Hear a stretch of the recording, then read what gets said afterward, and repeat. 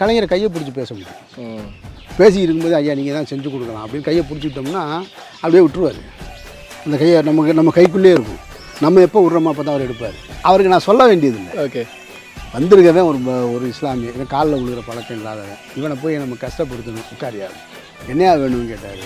இது யூஸ் பண்ணுற பேனா ஒன்று கொடுங்க அப்படின்னு. அது என்னையா ஒரு 10 ரூபா பேனான்னு.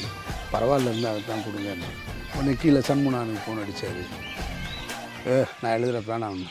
அவர் என்ன பேனான்னு கேட்டிருப்பார்ல. நான் கேட்டேன். நான் எழுதுறதாயா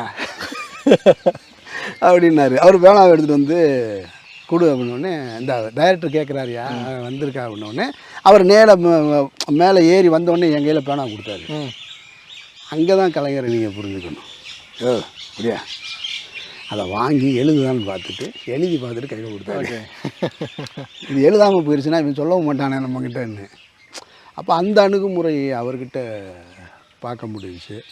அப்புறம் அந்த பாராட்டு விழா நடத்தினாங்க இல்லையா, பாசத்தலைவனுக்கு பாராட்டு விழா.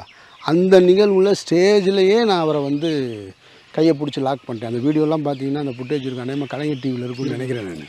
அவர் சேரில் உட்காந்துருக்காரு, நான் அப்படி பக்கத்தில் நிற்கிறேன். இந்த பக்கம் மம்முட்டி சார் நிற்கிறாரு, இந்த பக்கம் கமல் நிற்கிறாரு, எல்லாம் நிற்கிறாங்க. நான் அவர் கையை பிடிச்சி அவருக்கு வந்து மம்முட்டி கூட பேசுகிற மனநிலையில் இருக்கார் அவர். அவர் மம்முட்டியை கேட்குறாரு, மம்முட்டி வீட்டுக்கு வாயா அப்படின்றாரு. நான் அவரை கையை பிடிச்சிக்கிட்டே இருக்கேன். என்ன வேணும் உனக்கு? எல்லாம் நிற்கிறாங்க, எல்லா பிளாக் ஹெட்ஸ் எல்லாம் நிற்கிறாங்க. என்ன வேணும்னு, எங்களுக்கு ஒரு இடம் வேணுங்க, அதை கொடுங்க.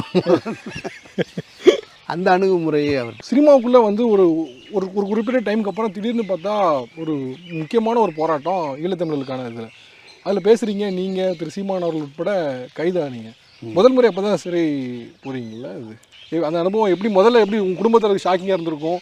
அந்த டைம் எப்படி உங்களுக்கு எப்படி இருந்த மனநிலை? எனக்கு வந்து ஒன்றும் பெரிய அதிர்ச்சியாலாம் இல்லை. அதிர்ச்சியாக இல்லையா? ஆமாம். என்னங்க பெயில் கிடச்சி அஃப்கோர்ஸ் பெயில் வந்துட்டீங்க அப்புறம். பட் ஆனால் அது என்ன அதிர்ச்சியாக இல்லைன்னா எனக்கு ஷாக்கிங்காக இருக்கு. அப்போ உங்களுக்காக அவங்க ஒரு நாள் முழுக்க பாரதிராஜா அவங்க எல்லாருமே இது பண்ணாங்க. இல்லை, நம்ம ஒன்றும் திருடலை, பொய் சொல்லலை, ஏமாத்தலை, அடுத்தவன் சொத்தை அபகரிக்கலை. மக்களுக்காக களத்தில் நிற்கிறோம். அரசு ஒரு கடமையை செய்யுது, அவ்வளோதான்.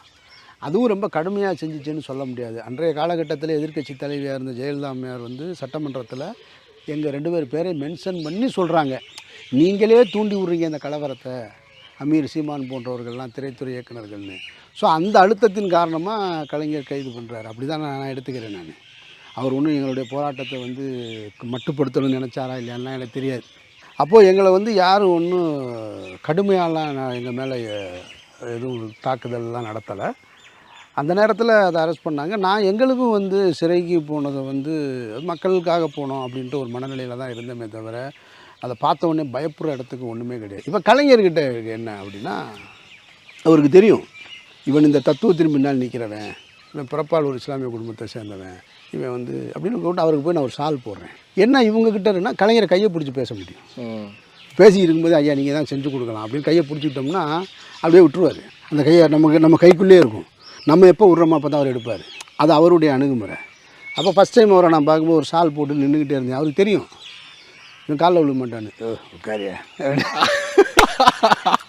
அவருக்கு நான் சொல்ல வேண்டியதில்லை. ஓகே, வந்திருக்கவே ஒரு இஸ்லாமிய இவன் காலில் விழுகிற பழக்கம் இல்லாதவன், இவனை போய் நம்ம கஷ்டப்படுத்தணும். உட்காரியாது அப்படின்னு அவருடைய நேர்த்தி இருக்குல்ல, அது வேறு. அந்த அணுகுமுறை